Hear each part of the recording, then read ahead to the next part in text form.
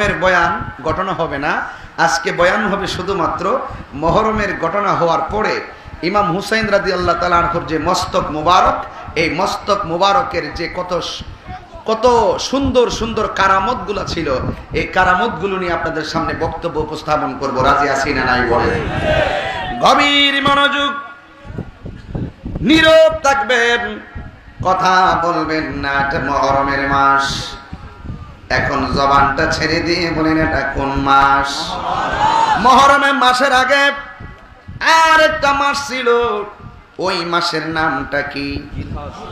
আরো জোরে কোন কি? ওই জিলহজ মাসটা আমার আল্লাহ শেষ করলেন। গরু কুরবানি, মহিষ কুরবানি, দুম্বা কুরবানি, উট কুরবানি, ছাগল কুরবানির মাধ্যমে এও আবার জিলহজের 10 তারিখে, কথা কোন ঠিক কিনা? এটাও 10 তারিখ। আবার জিলহজ মাসের মহরম মাসে সুহাদে কারবালা হয়েছে, এটাও আবার মহরমের 10 তারিখ। ওই দিকেও 10, এই দিকেও 10, ওই দিকেও কুরবানি, এই দিকে কুরবানি। ওই দিকে হলো গরু কুরবানি, পশু কুরবানির গলা থেকে রক্ত, আর এই দিক দিয়ে মহরমের 10 তারিখে পশুর গলা থেকে রক্ত জড়ায় নাই, নবীর আওলাদের গলা থেকে তাজা তাজা রক্ত ডলে ওই ফুরাতের নদীতে, যেই পারের মরুভূমির ভালো আছে, ওই ফুরাতের পেপারে মরুভূমির বালুগুলো আমার নবীর আওলাদের রক্তের দ্বারা তারা লাল করে দিয়েছে। কথা বলেন ঠিক কিনা? এই জন্য বন্ধু কি ভাষায় বয়ান করব গো?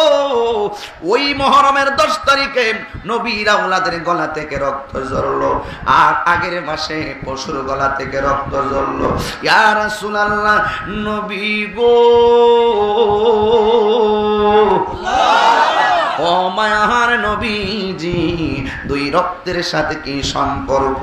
আমার নবী বলেন, ওই পশুর গলা থেকে যে রক্তের ফোঁটা ঝরছে, এই রক্তগুলার সাথে যার যার কোরবানি দাতাদের নাজাতের সম্পর্ক। কিন্তু কারবালার জমিনে ইমাম হুসাইন পরিবার, ওই আমার আহলে বায়তের গলা থেকে যতটা রক্তের ফোঁটা ঝরবে, প্রত্যেকটা রক্তের ফোঁটার সাথে আমার কোটি কোটি উম্মতের নাজাতের সম্পর্ক রয়েছে। এই যুবক মানি না, জবানটা খুলে কোন আল্লাহু আকবার। হে আমার আশিকিন, জাকিরিন, মুহিব্বিন বাবা জিরাইরি, এরপর আমি শেষ দিকের কথা বলবো। ইমাম হুসাইন রাদিয়াল্লাহু তাআলা আনহু শুধুমাত্র একা, ওনার সাথে যারা ছিল তারা সবাই শহীদ হয়ে গেল।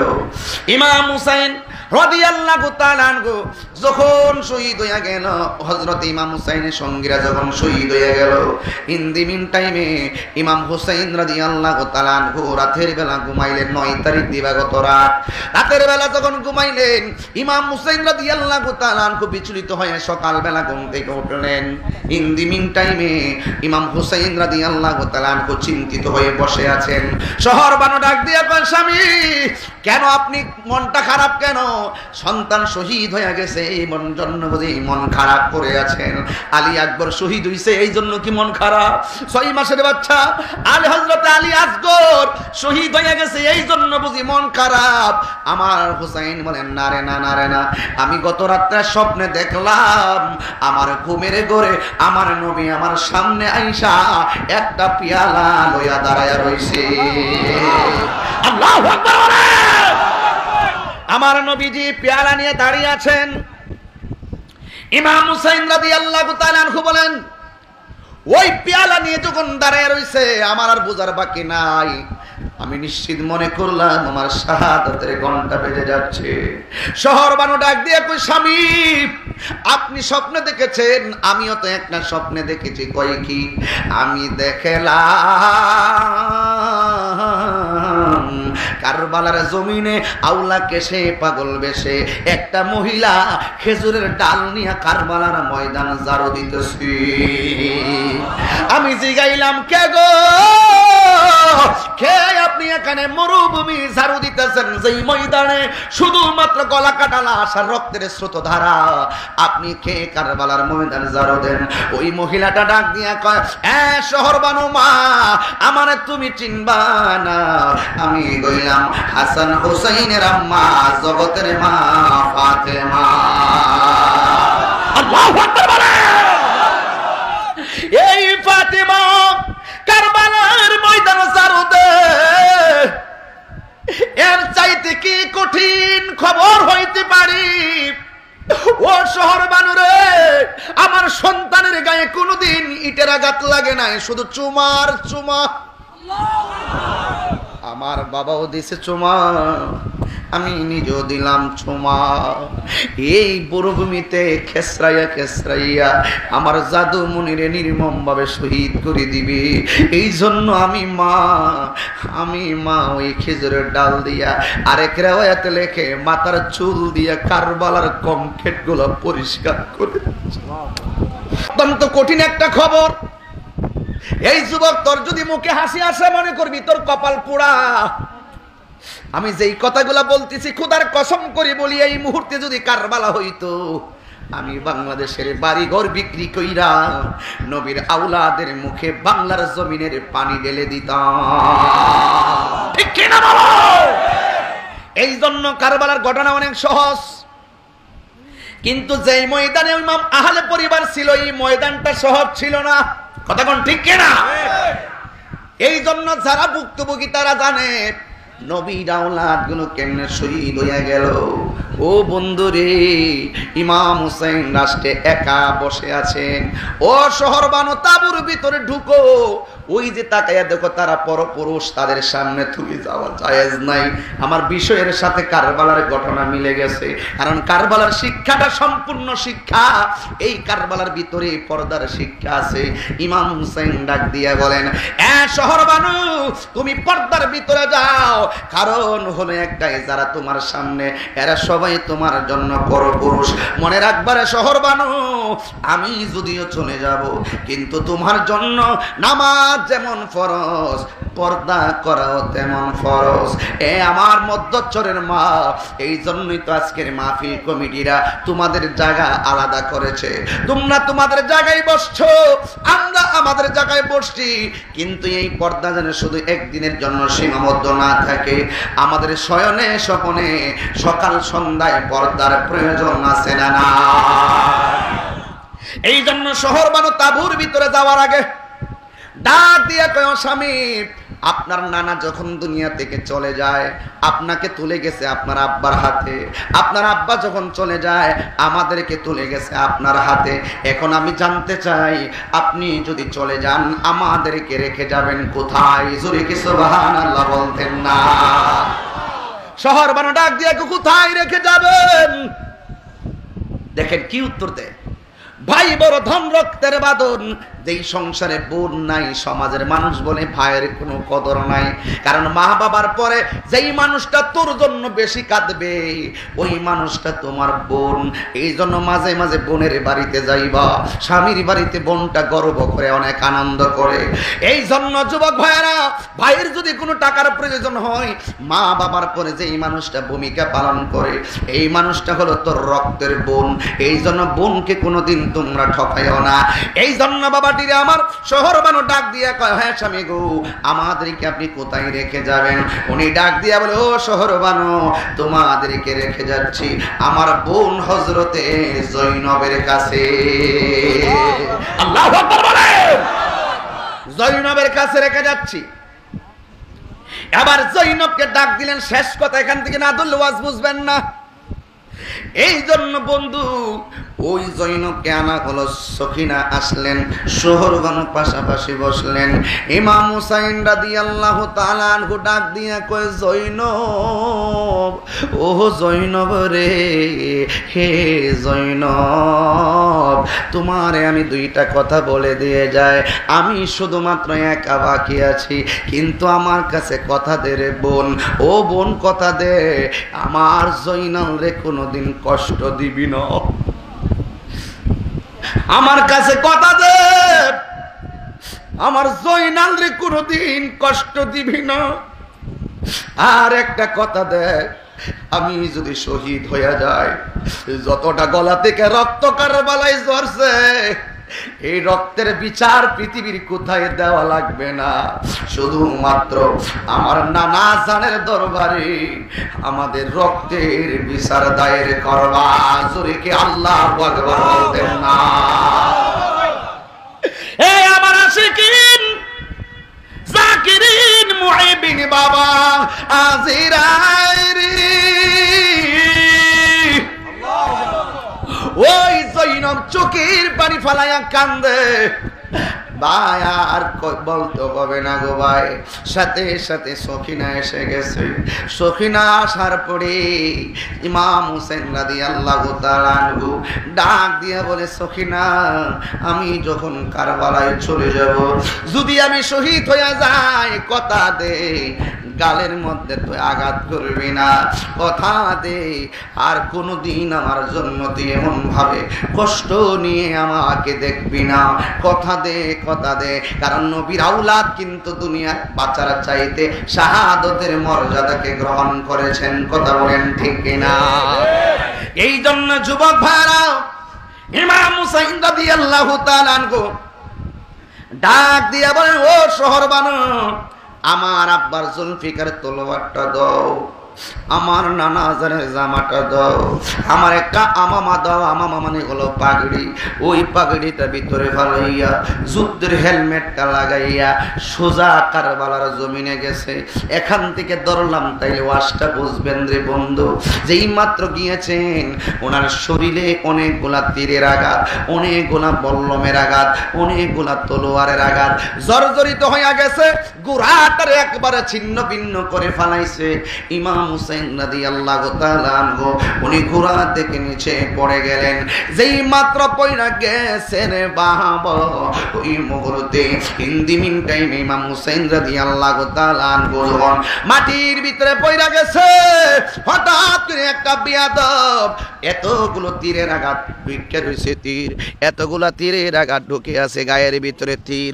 এই জন্য বন্ধু একটা জবানও বন্ধ রাখবেন না, জবানটা খুইলা কর না আল্লাহু আকবার, মানি না জবান খুইলা কো আল্লাহু আকবার। ইমাম হুসাইন কি জিন্দা না মরা? ওই মানি না জবান খুইলা কো জিন্দা না মরা? কে বলেছেন?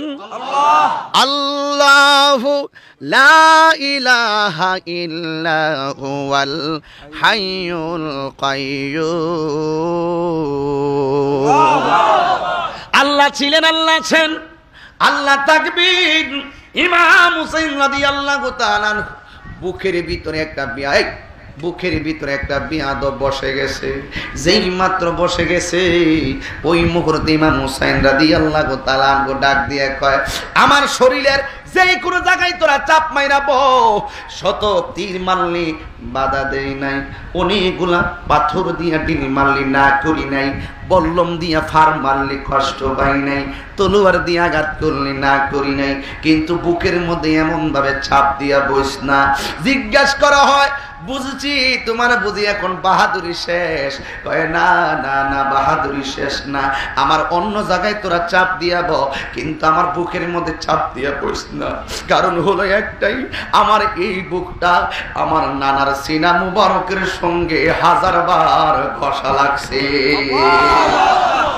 এ আমার বুক থেকে নাই মাজা, এবার বুক দিকে নাইমা গেছে, গলার ভিতরে ছুরিটা চালাইব, কিন্তু ইমাম হুসাইন আলী মুকাম ডাক দিয়ে কয়, আমারে মারবি আমি বাধা দিব না। দুনিয়ার পানির চাইতে আমাদের জন্য ফুরাতের পানি বন্ধ করেছো, তোমরা জানো না এই ফুরাতের পানির চাইতে আল্লাহর শাহাদতের পানির মর্যাদা অনেক বেশি। যে যেমন তার কথা তেমন, যে যেমন তার কথা তেমন, ডাক দিয়া আমারে তোরা মারবি আমি বাধা দিব না। কিন্তু মারার আগে একটা কথা আছে। কই কি?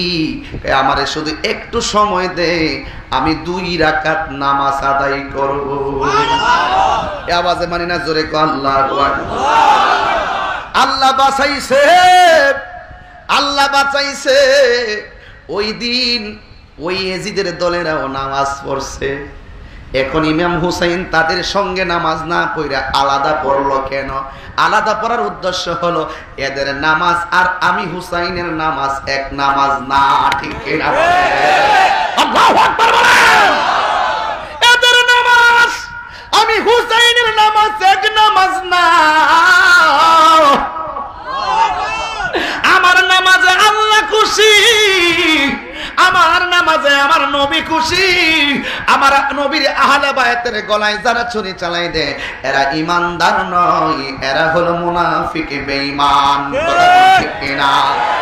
ইন্নাল মুনাফিকিনা ফিদ দারকিল আসফালি মিনান নার।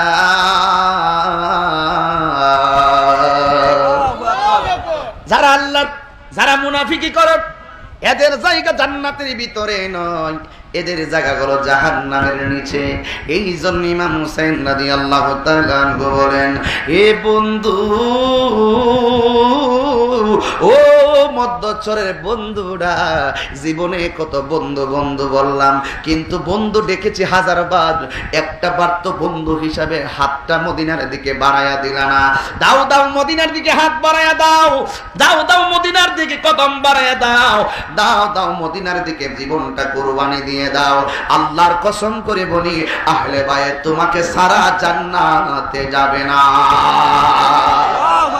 এই জন্য ইমাম হুসাইন বলেন, আমারে 2 রাকাত নামাজ পড়ার সময় দাও। 2 রাকাত নামাজ তিনি কারবালার ময়দানে পড়লেন। পড়ার পরে উনি ডাক দিয়ে বলেন, আমার নামাজ শেষ। এবার বিয়াদবরা ডাক দিয়া কই, হুসাইন তুমি সারা জীবন নামাজ পড়ছো, অনেক লম্বা করে নামাজটা পড়েছো, কিন্তু কোনদিন এত ঘন করে নামাজ পড়তে দেখি নাই। আজকের নামাজটাই তুমি অনেক শর্ট করে পড়েছো, তার কারণটা কি? নবীর আওলাদ কত চমৎকার জিহাদের ময়দানে কথা বলেন। আমার নবী বলেছেন, আল জিহাদু মাজিন ইলা ইয়াউমিল কিয়ামা, জিহাদ কিয়ামত পর্যন্ত থাকবে, জিহাদ কিয়ামত পর্যন্ত চলবে। সবচাইতে বড় জিহাদ হলো নফসের সঙ্গে জিহাদ করা। কথা বলেন ঠিক কিনা? আজকে আপনাদের মনে চাইছিল, আজকে আপনাদের মনে চাইছিল বাড়িতে ঘুমায়া থাকবেন, থাকেন নাই। মনে চাইছিল আপনি আড্ডাখানায় যাবেন, যান নাই। মনে চাইছিল আপনি ব্যবসায় যাবেন, যান নাই। মনে চাইছিল বাড়িতে আরাম করে আরাম করবেন, করেন নাই। কিন্তু নফসের সঙ্গে জিহাদ করেছেন। আজকে আমি অন্য কোথাও যাব না, ইমাম হুসাইনের প্রেমের মাহফিলে যাব। এই জিহাদটাই হলো সবচাইতে বড় জিহাদ। আল্লাহু আকবার বলেন। দুনিয়ার সকল খায়েশকে পিছনে রাখা আল্লাহর নবীর প্রেমের ছসবাকে সামনে রাখা এগুলো নফসের সঙ্গে জিহাদ। এই জন্য ইমাম হুসাইন রাদিয়াল্লাহু তাআলা আনহু বলেন, ও বিয়াদবের গোষ্ঠী, আজকের নামাজটা যদি আমি লম্বা করি তাইলে তোরা বলবি নবীর আওলাদ ইমাম হুসাইন মরণের ভয়ে নামাজটারে লম্বা করেছে। কারণ কি? নবীর প্রেমিক যারা, নবীর আশিক যারা, এরা কখনো মরণের ভয় করে না। তাহলে আমার 1400 বছর পূর্বে ইমাম হুসাইন শহীদ হয়েছে গো। ওই প্রেম মরে নাই, মরে নাই। কিয়ামত পর্যন্ত ইমাম হুসাইনের প্রেমের চারা আশিকের হৃদয়ে বুনে যাবে। ঠিক কিনা বলে? নারে তাকবীর, আল্লাহু আকবার, রিসালাত, গাউসিয়া, ইয়া রাসূলুল্লাহ, সুন্নাত ওয়াল জামাত, জিন্দাবাদ, জিন্দাবাদ, কারবালা, জিন্দাবাদ, পীর গিয়াসউদ্দিন তাহেরি সাহেব, জিন্দাবাদ, জিন্দাবাদ, ইমানি বাংলাদেশ, জিন্দাবাদ, জিন্দাবাদ। আল্লাহু আকবার বলেন। এই জন্য আমি পায়ে দুইটা বলি, মুখ আছে হাসি দেওয়া যায়, কিন্তু আজকে দেওয়া যাবে না। ঠিক। মুখ আছে হাসি দেওয়া যায়, হাত আছে স্পর্শ করা যায়, আজকে করা যাবে না। কারণ কারবালার বয়ান চলছে। ইমাম হুসাইন রাদিয়াল্লাহু তাআলা আনহু 2 রাকাত নামাজ পড়লেন। তার মানে প্রমাণ হয়ে গেল কারবালার বয়ানের ভিতরে নামাজের কথা আছে না? না। কারবালার বয়ানে পর্দার কথা আছে বলে গেছি, যদি বুঝেন সহজে বুঝবেন, কিন্তু আপনাদেরকে বলে দিয়ে যায় ইমাম হুসাইন রাদিয়াল্লাহু তাআলা আনহু 2 রাকাত নামাজ পড়লেন। নামাজ শেষ করার পরে বেয়াদবরা ধাক্কা মাইরা মাটিতে ফালাইয়া দেয় আর গলার ভিতরে ছুরিটা চালাইয়া দিছে। দেখছেননি ইমাম হুসাইনের গলায় ছুরিটা চালাইয়া দিছে। কত বড় নাজেহাল, কত বড় বেয়াদবের দল, কথা কোনা ঠিক কিনা? জানি না কেমন করে ছিলেন নবী সোনার মদিনায়, জানি না কেমন করে ছিলেন নবী সোনার মদিনায়, যে সময় হুসাইনের গোলে এজিদের দল তলোয়ার চালাই, যে সময় হুসাইনের গোলে এজিদের দল তলোয়ার চালাই, হুসাইন নবীজিরা ওলাদা সালাম জানাই, মোরা তোমায় সালাম জানাই, মোরা তোমায়। ঠিক কিনা বলো? ওই ইমাম হুসাইনকে মাটির ভিতরে কাঁদ করে শোয়া যখন দিছে গো, আকাশ কান্দে, জমিন থরথরানি শুরু হয়ে গেছে, গাছপালাগুলি স্তব্ধ হয়ে গেছে। কোটি কোটি ফেরেশতারা মনে মনে ভাবছে আজকাই বুঝি কিয়ামত হয়ে যাবে। এমন একটা রং ধরছে মাগরিবের আগে টেন্ডার ভিতরে। ও বন্ধু রে, ও মধ্যচরের বাবারা, ইমাম হুসাইনের গলায় যখন ছুরিটা চালাইলেন, কিন্তু আল্লাহর লীলা বোঝা যায় না। ইমাম হুসাইনের গলার ভিতরে ওই ছুরিটা ঢুকে না। কি ব্যাপার, এত ধারালো ছুরি কেন ঢুকে না?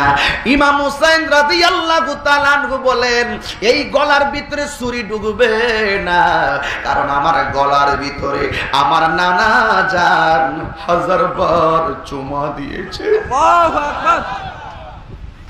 আমার নানা জান 1000 বার চুমা দিয়েছেন, আমার গলার ভিতরে ছুরি ঢুকবে না।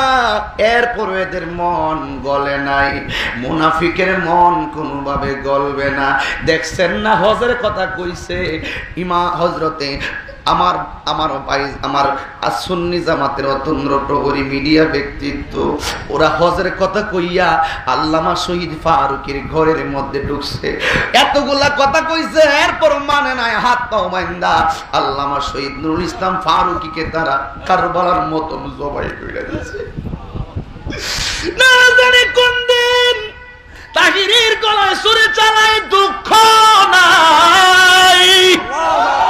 যদি আমার নবী কয় তাহিরি তোরে কবুল করছি, ইমাম হুসাইন যদি কয় তোরে কবুল করছি, এই মুহূর্তে মৃত্যুবরণ করতে রাজি আছি না।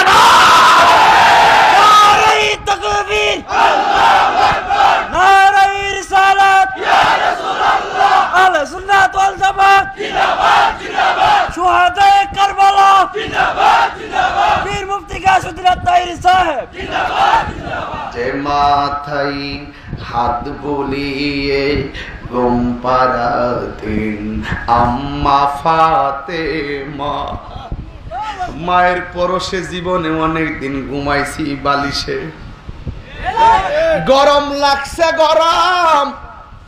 আগে আঙ্গো বাসায় কারেন্ট ছিল না, আমার আব্বা আম্মারে দেখছি সারাটা রাত পাখা দিয়া শুধু বাতাস করছে।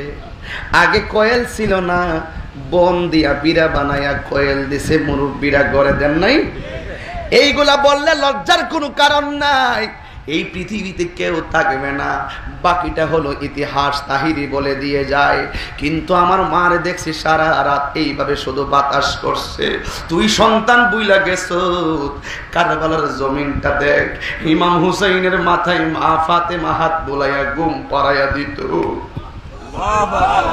জীবনে দুইটা মানুষে কোনদিন চোখের পানি ফালাইয়া কান্দাইস না, একটা হলো তোর মা আর একটা হলো তোর বাবা।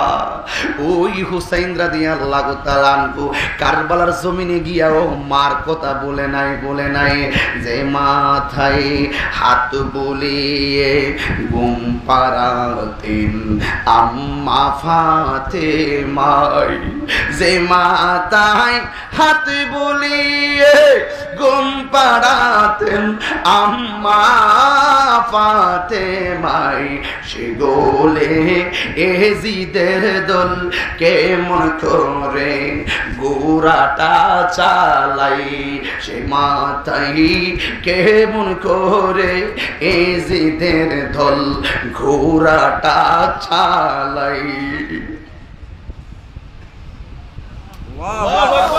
হায়রে, দুইটা তিনটা বিষয় আমি বড় দুর্বল।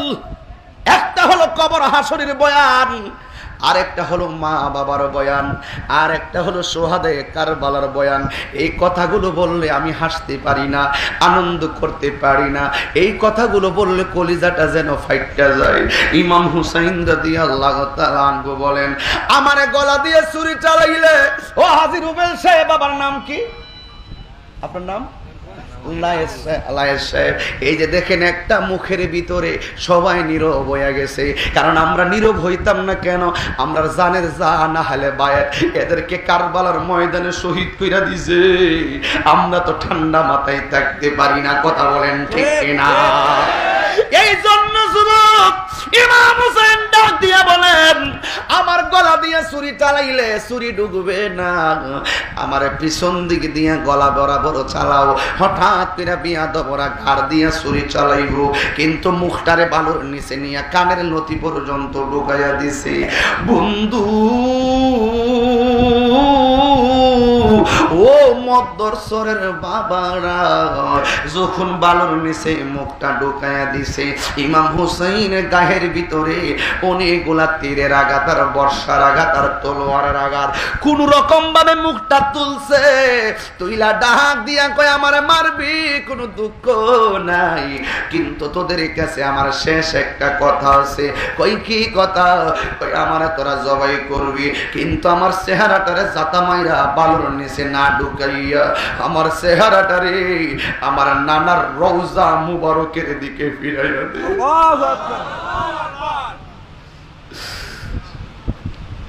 আমার চেহারাটাকে আমার নানার রওজা মুবারকের দিকে ফিরাইয়া দে। এরপরে বুকটা কাঁপে না, মনটা কাঁপে না। বিয়াদবরা মুখটা যখন ফিরাইয়া দিছি, ইমাম হুসাইনের চোখের ভিতরে একটা চেহারা ভাসতেছে। আলী আসগরের চেহারা সেদিন ভাসে নাই, আর হযরতে আলী আকবরের চেহারাও ভাসে নাই, আলী আসগরের চেহারা ভাসে নাই, কাসেমের চেহারা ভাসে নাই। ওই ইমাম হুসাইনের গলায় যখন ছুরিটা চালাইব, আর চোখের ভিতরে জেলখানায় থাকা জৈনুল আবেদিনের কথা মনে হইয়া গেছে। আমার একটা জবান বন্ধ রাখবেন না, চিৎকার মেরে কন্যা এই মুহূর্তে আওয়াজ করে বলেন, একটা জবান বন্ধ রাখেন না, জবানটা খুলে বলেন ইয়া হুসাইন। এই হুসাইন প্রেমিক জবান খুলে কয় ইয়া হুসাইন। ইমাম হুসাইনের গলার ভিতরে ছুরিটা চালাইলো। ওই দিক দিয়া সখিনা ডাক দিয়া কই ফুফু আম্মা, কোনদিন আব্বার ঘোড়া তো একলা আসে নাই। আগুন লেগে গেছে সখিনার গায়ে, কোনদিন তো আব্বার ঘোড়াটা একলা আসে নাই। আব্বার ঘোড়ার মধ্যে অনেক গুড়ার মধ্যে অনেক তীর আর রক্ত দেখা যায়। আমার দেশে দেখবেন পশুর প্রতি একটা মায়া আছে। এইবারও দেখছি গরু বিক্রি করছে 4 লক্ষ টাকার উপরে। জিগাইলাম লাভ হইছে কত? কয় 50,000। তো তুমি কান্দ কেন? কই হুজুর কান্দি কেন জানেননি, গরুটারে অনেক শখ করে লালন পালন করছিলাম। একটা পশুর প্রতি মায়া আছে। সখিনা যেই মাত্র ঘোড়ার গায়ে তীর দেখছে, বাবার ঘোড়া নিয়ে সব সময় চলে। সখিনা বেহুশের মতো হইয়া গেছে। ফুফু আম্মা গো, ও ফুফু আম্মা, আব্বার ঘোড়া তো কোনোদিন একলা আসে নাই, আজকে দেখলাম আব্বার ঘোড়াটা একলা আসছে। তার কারণটা কি? ওই জৈনব তো বুঝা বলাইছে আমার ভাই নাই রে, আমার ভাই নাই। ও সখিনা কান্দিস না, চল আমি কারবালার ময়দানে যাবো। সখিনারে লইয়া জৈনব কারবালার জমিনে গেল। যাওয়ার পরে লাশ খুঁজে পাই না, শুধুমাত্র কল্লা পরে আছে এক জায়গায়। এই কল্লার মাথার চুলগুলা কালো, এই কালো চুলগুলো একেবারে ধুলাবালির কারণে সাদা সাদা হয়ে গেছে। এই ধুলাবালির কারণে মাথার চুলগুলি একেবারে সাদা, দাড়িগুলো সাদা, চোখের যে বুড়ুগুলো আছে এই বুড়ুগুলো সাদা সাদা হইয়া রইছে। ইন দি মিন টাইমে কল্লা হুসাইনের মাথার দেহ চিনে না। এখন জৈনবে কয় লাশের তো কোনো অভাব নাই, এই মুহূর্তে কি করব? ওই মুহূর্তে জৈনবে বায়ের লাশটা খুঁজে হঠাৎ করে জৈনবে কয় আমার বায়ে তো অন্য একটা ড্রেস পরাইছে, এই ড্রেস কাহার শরীরে নাই, এই ড্রেসটা আমার নবীর ড্রেস। ওই ড্রেসটা তালাশ করি। ওই মুহূর্তে ওই সকিন জৈনবে ভাইয়ের ড্রেসটারে তালাশ করতে করতে হঠাৎ কিরা থেকে একটা উপর হইয়া লাশ পইরা রইছে। জৈনবে যাইয়া লাভ মাইরা ভাইরে যাইয়া ধরছে। এবার সকিনা ডাক দিয়ে আল্লাহু আকবার আকাশ বাতাস মুখরিত করে বলবেন, একটু ঘুরাই দিন ফ্যানটা, আল্লাহু আকবারটা একটু জোরে সুরে বলবেন। ওই সকিনা ডাক দিয়া কই ফুফু আম্মা গো, ও ফুফু আম্মা, কার লাশ ধরে তুমি কান্দো? আসছো দি বাবাকে খোঁজার জন্য, কার লাশ ধরে কান্দো? এবার জৈনবী ডাক দিয়া কয় ও সকিনা রে, এই লাশটা অন্য কারো লাশ না, এই লাশটা তোর আব্বা হুসাইনের লাশ। এবার সকিনা চোখের পানি বালাইয়া কই ফুফু, ও ফুফু গো, আব্বার লাশ আমি দুঃখ করি না, আব্বার শাহাদতে পৃথিবীর কেউ যদি খুশি না হয়, আমার মদিনার নবী খুশি হয়েছে। কারণ হলো একটাই, আমার বাবার শাহাদতের রক্তের সাথে আমার নবীর উম্মতের নাজাতের সম্পর্ক। আমি দুঃখ করি না, আমি শুধু তোমার কাছে জানতে চাই, এটা যদি আমার আব্বার লাশ হবে তাইলে আমার আব্বার কেল্লাটা কই, আমার আব্বার কল্লাটা কই, আমার আব্বার কল্লাটা কই। জৈনবে ডাক দিয়ে কি সকিনা এই কল্লাটা উড়া নিয়ে গেছে। ওই জৈনবে বায়ের লাশটা দইরা দইরা বিনাইয়া বিনাইয়া কই, গাছের পাতা জোরে পড়ছে সকিনার কান ধরে, ওরে গিয়েছিল প্রাণের কাশেম কারবালার ময়দানে, ওরে গাছের পাতা জোরে পড়ছে সকিনার কান ধরে, ওরে গিয়েছিল প্রাণের কাশেম কারবালার ময়দানে, ওরে আশার বাসা ভাঙ্গা দিল, আশার লয়েজিদা শয়তানে, ও গুণের ভাই, এ ভাই রে কারবালায় আনিল তোমাইকে, বলো ও গুণের ভাই, কারবালায় আনিল তোমাইকে। এজিদা দুশমনে তোমায়, এজিদা দুশমনে তোমায় মারিল পরাণে, এই অগুণের ভাই, ভাই গো কারবালায় আনিল তোমাইকে। হাসান শহীদ জহর খাইয়া হোসেন শহীদ রোল, আজ গরাক বড় তিরি খাইল পানির কারণে।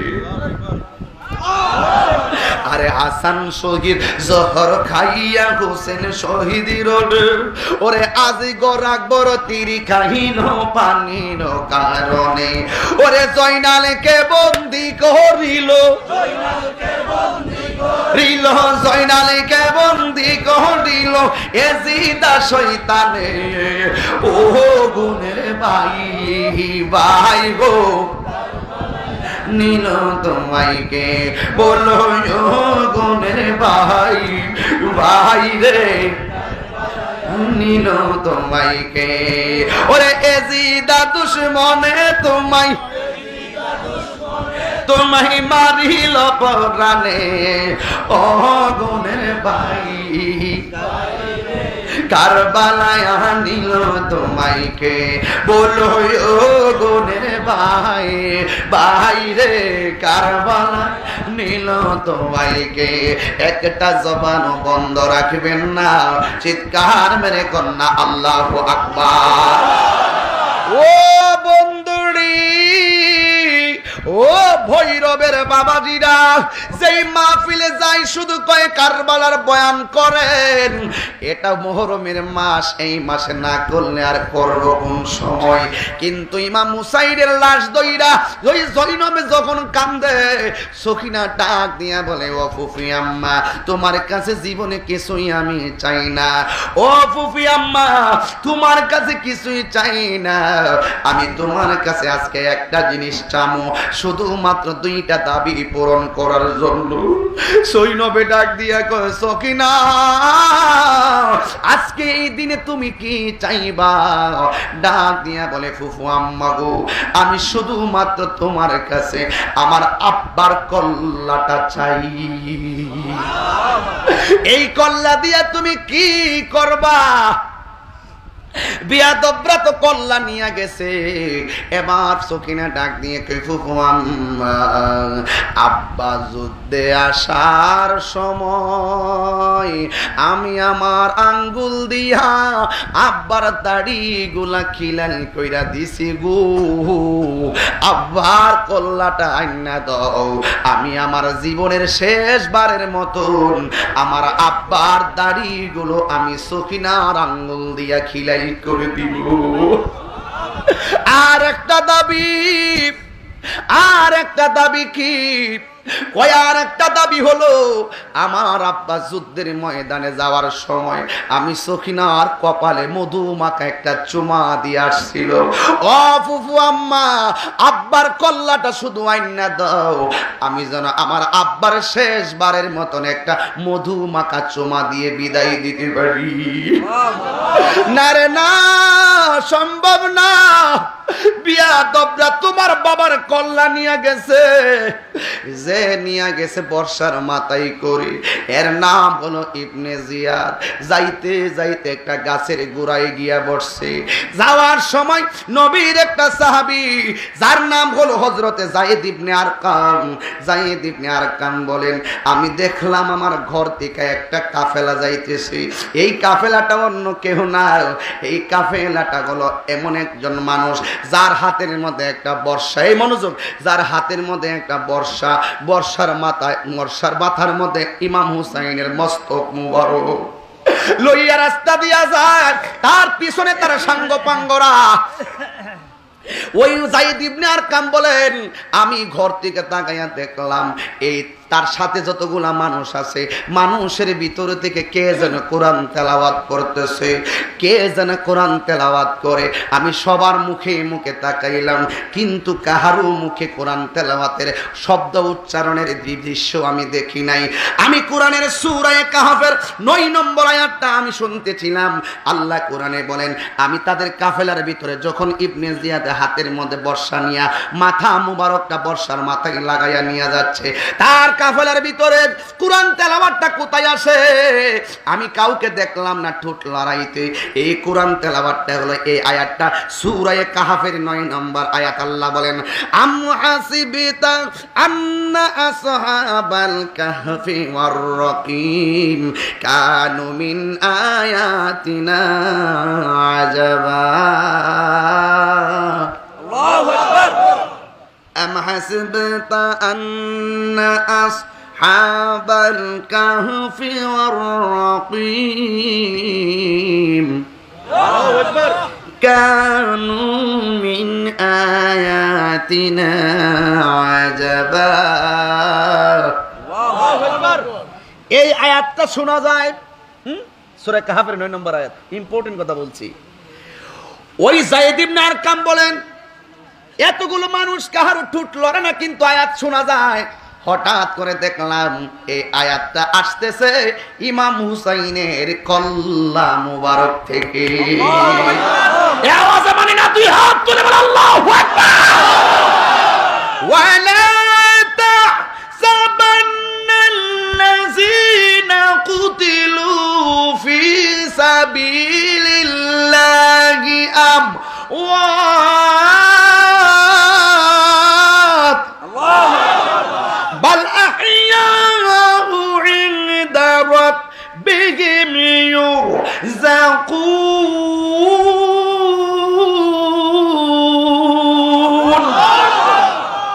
আল্লাহর পথে যারা জীবন দেয় ওরা কি মরা না জিন্দা? যায়েদ ইবনে আরকাম বলেন শত শত মানুষের ভিড়ে কোরআনের আয়াতের উচ্চারণ শোনা যায়, কিন্তু কাহারও বৈতরতিক আয়াত আসে বোঝা যায় না। আমি শেষ পর্যন্ত দেখলাম ইমাম হুসাইনের মস্তক মোবারক থেকে আওয়াজ বের হচ্ছে। শুধুমাত্র তাই নয়, ইমাম হুসাইনের কল্লা মোবারকটা রাস্তায় নিয়ে একটা গাছের নিচে নিয়ে এমনে বসলেন। বসার পরে ইমাম হুসাইন রাদিয়াল্লাহু তাআলা আনহুর মস্তক বর্ষার মাথায়। খ্রিস্টান একটা পাদ্রী আসলেন, আয়েশা ডাক দিয়া কই তুমি কে? আমার নাম ইবনে জিয়াদ। কয় তোমার হাতে কি? কয় বর্ষা। বর্ষার মাথায় কি? কয় একটা কল্লা। কল্লাটা কারে? কয় নবীর নাতির। কয় নবীর নাতির নামটা কি? কয় হুসাইন। খ্রিস্টান পাদ্রী আসমান ভাঙা যেন মাথায় বলল। দেখবেন আমাদের ওয়াজের ভিতরে অনেক হিন্দুরা ওয়াজ শুনতে আসে, কথা কোন ঠিক কিনা? আসে না?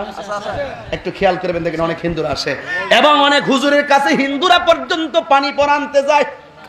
খাজা বাবার দরবারে গেছেন তো কতবার, দেখবেন খাজা গরিবে নওয়াজের দরবারে অসংখ্য অগণিত হিন্দুরা লাল লাল চাদর নিয়ে জিয়ারত করে আর মাজার ঘুরে ঘুরে তারা মনের কথা বিলাইয়া কয়, কথা কোন ঠিক কিনা? এই জন্য পাদ্রী ইসলাম বুঝে না, ধর্ম বুঝে না গো। এই পাদ্রী ডাক দিয়া এত সুন্দর চেহারাটা কেমনে বর্ষার ভিতরে ঢুকাইলা? দেখেন মুসলমানের অন্তর গলে না, বিধর্মীদের অন্তর গলে গেছে। আমার কাছে অনেক ভৈরবীর হিন্দু আছে যারা বলে হুজুর আমরাও আপনার ওয়াজ শুনতাম, যে ওয়াজ ভালো লাগে। এই বিশ্বের ভিতরে একটা মাত্র দেশ, ওই দেশের নাম স্বাধীন সোনার বাংলাদেশ। সাম্প্রদায়িক সম্প্রীতি বাংলাদেশের মতন এমন দেশ আর কোথাও খুঁজে পাবে না, কথা বলেন ঠিক কিনা? যেই দেশের মধ্যে হিন্দু নিরাপদ, ঠিক জোরে বলেন, এই আওয়াজ মানে জোরে কোন ঠিক? যেই বাংলাদেশের মধ্যে হিন্দু নিরাপদ, যেই বাংলাদেশে খ্রিস্টান নিরাপদ, যেই বাংলাদেশে চাকমা নিরাপদ, যেই বাংলাদেশে ঘাড়ু নিরাপদ, যেই বাংলাদেশে হিন্দু নিরাপদ, যেই বাংলাদেশে বৌদ্ধ নিরাপদ, কিন্তু আফসোস হলো সেখানে এই বাংলাদেশ 90% মুসলমানের দেশে আমরা বিধর্মীদেরকে কত শান্তিতে থাকতে দিচ্ছি, কিন্তু দুঃখ হলো সেখানে অন্যান্য দেশের ভিতরে মুসলমানরা শুধু নির্যাতিত হচ্ছে, কথা বলেন ঠিক কিনা? দুই হাত তুলে বলো ঠিক কিনা বলো। এই বাংলাদেশে সাম্প্রদায়িক সম্প্রীতিতে নাম্বার 1, কথা কোন ঠিক কিনা? এমন দেশ কোথাও খুঁজে পাবে না। ওই খ্রিস্টান পাদ্রী ডাক দিয়া কর, এই বেটা, ওই খ্রিস্টান পাদ্রী ডাক দিয়া বলেন এত সুন্দর কলনাটারে তোমরা কেটে ফেলেছো, এরপর আবার বর্ষার মাথার মধ্যে ঢুকাইছো, কিন্তু তোমার কাছে জানতে চাই এখানে তুমি কতক্ষণ থাকবা? কই এখানে আমি থাকবো আজকে রাত্রটা। ঠিক আছে, আমি খ্রিস্টান পাদ্রী তোমার কাছে জানতে চাই শুধুমাত্র একটা রাইতের জন্য ইমাম হুসাইনের কেল্লাটা আমার কাছে ভাড়া দিবানি। আল্লাহু আকবার বলেন। কয় রাত? কয় রাত? এক রাত। অথচ ইনি কি মুসলমান না খ্রিস্টান? এই খ্রিস্টান পাদ্রী বলেন একটা রাতের জন্য ভাড়া দাও। এবার এরা তো লোভী মানুষ, কারবালা ঘটনা ঘটছে দুইটা কারণে, একটা হলো রাজতন্ত্র আর একটা হলো অর্থের লোভ, কথা কোন ঠিক কিনা? ইমাম হুসাইন ছিলেন খেলাফতকে কায়েম হোক, আর ওরা চাইছে রাজতন্ত্র প্রতিষ্ঠা করার জন্য। সৌদি আরবের ভিতরে এজিদি মতবাদ আছে রাজতন্ত্র, কথা কোন ঠিক কিনা? এই জন্য যুবক ভাইয়েরা অনুরোধ কিরা বইলা দিয়া যাই গো, ইমাম হুসাইনের কল্লা মোবারকটা লুবে পয়রা দিয়া দিছে ৮০,০০০ কত দিরহামের বিনিময়ে, ৮০ লক্ষ দিরহামের বিনিময়ে দিয়েছে। কিন্তু কল্লা মোবারকটা এই পাদ্রিটা ঘরের ভিতরে নিয়া, ও বন্ধু, ও বন্ধু, ওই কল্লা মুবারকের গলার মধ্যে রক্ত আর গলার মধ্যে কারবালার মাটি এগুলা লেগে আছে। নিজের হাতে রক্তগুলা পানি দিয়া পরিষ্কার করলেন, নিজের হাতে ওই রক্তগুলো বালুগুলা পরিষ্কার করলেন।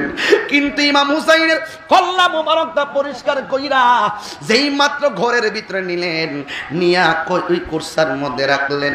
কুরসার ভিতরে রাইখা যখন কুরসার ভিতরে রাখলেন, নারে তাকবীর, হয় নাই জবানটা কইরা নারে তাকবীর, নারে রিসালাত ইয়া রাসূলুল্লাহ, নারে গাউসিয়ত ইয়া রাসূলুল্লাহ, আহলে সুন্নাত ওয়াল জামাত জিন্দাবাদ জিন্দাবাদ। যেটা আকর্ষণ এই মুহূর্তে রাখবেন, কারণ হলো ইমাম হুসাইন রাদিয়াল্লাহু তাআলা আনহু কি জিন্দা না মরা? জিন্দা। মানি না, জবান খুলে জিন্দা না মরা? জিন্দা। কোরআনে শহীদগণ জিন্দার কথা বলেছে না মরার কথা বলেছে? জিন্দা। ইমাম হুসাইন,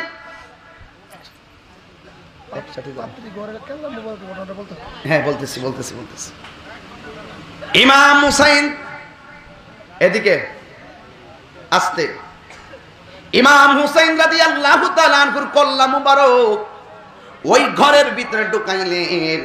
ঢুকাইয়া নিজের হাতে ময়লা, নিজের হাতে বালুগুলা পরিষ্কার করে দিলেন। এ আমার বৈরবের বাবাজিরা গো, বন্ধুরা, ইমাম হুসাইনের কল্লা মোবারকটা ধুইয়া পরিষ্কার কইরা কুরসার মধ্যে রাখলেন। এই কুরসার মধ্যে রাখলেন, অন্য কোথাও রাখে নাই। এই কুরসার ভিতরে যখন ইমাম হুসাইনের কল্লা মোবারক রাখছে, ওই কল্লা মুবারক রাইকা রাতের বেলা শুধুমাত্র ইমাম হুসাইনের চেহারার দিকে পাদ্রী তাকাইয়া থাকে, অথচ পাদ্রী হলো খ্রিস্টান। এ আমার বন্ধু, ওই খ্রিস্টান পাদ্রী বলেন, রাত্র যখন গভীর হইয়া গেছি, আমার ঘরের লাইটটা আমি বন্ধ করে দিয়ে আমার হাতের মধ্যে কল্লা মুবারকটা নিয়ে বসে আছি।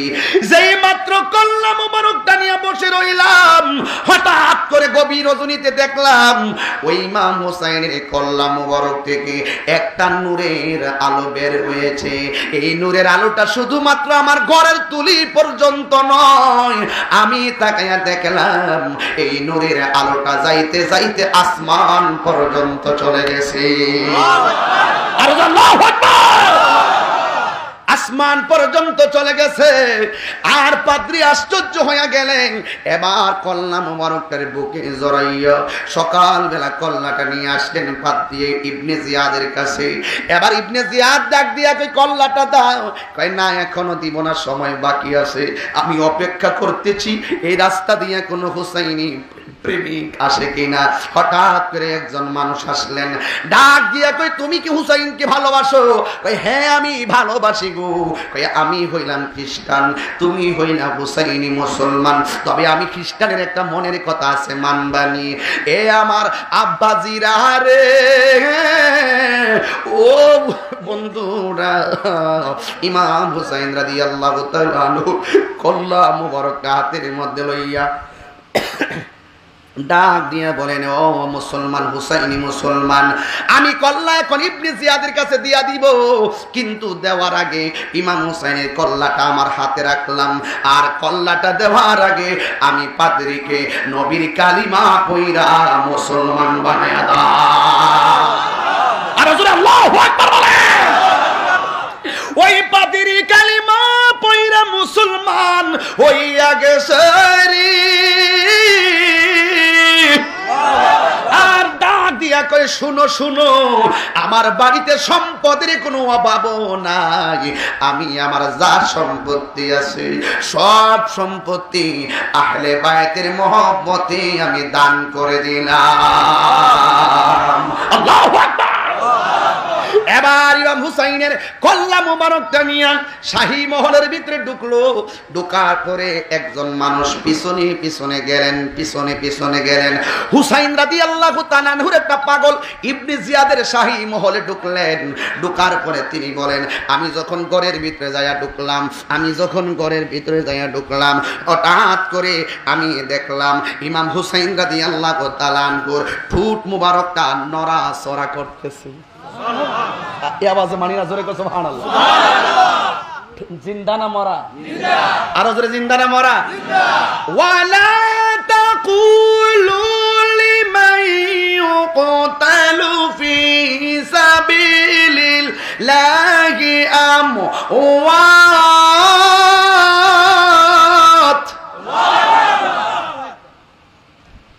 বাল আহইয়া ওয়ালাকিন লা তাশউরুন।